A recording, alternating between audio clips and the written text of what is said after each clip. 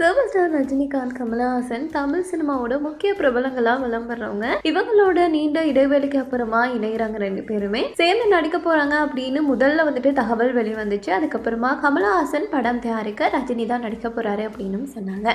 அப்புறமா பாத்தீங்கன்னா அதிரடியா ஒரு புகைப்படம் வெளியானுச்சு. ரஜினி கமலோட இணைஞ்சு சுந்தர்சி இருக்கக்கூடிய புகைப்படம் வெளியானுச்சு. ரஜினி படம் நடிக்க, கமல் தயாரிக்க, சுந்தர்சி இயக்க போறாரு அப்படின்னு சொன்னாங்க. ஆனா சில காரணங்களால சுந்தர்சி படத்துல இருந்து திடீர்னு வெளியேறினாரு. ஒரு அறிக்கையும் வெளியிட்டாரு. இப்போ ரஜினியோட 173வது படத்தை சிபி சக்கரவர்த்தி வந்துட்டு இயக்க போறாரு. இந்த நிலையில சமீபத்திய செய்தியாளர் சந்திப்புல சுந்தர்சி கிட்ட வந்துட்டு தலைவர் 173வது படத்துல இருந்து விலகியது குறித்து வந்துட்டு கேள்வி கேட்டிருக்காங்க. அதுல சங்கமித்ரா படத்தை ஆரம்பிக்க போவதாகவும் அதுக்காக தலைவர் 173வது படத்துல இருந்து விலகிட்டதாகவும் சொல்றாங்க. ஆனா அதுல உண்மை இல்ல. 2 வருடங்களுக்கு எனக்கு மிகப்பெரிய கமிட்மெண்ட் இருக்கு, சரியா? சோ அதனாலதான் வந்துட்டு சங்கமித்ரா படத்தை இப்போதைக்கு ஆரம்பிக்கிறதா இல்ல.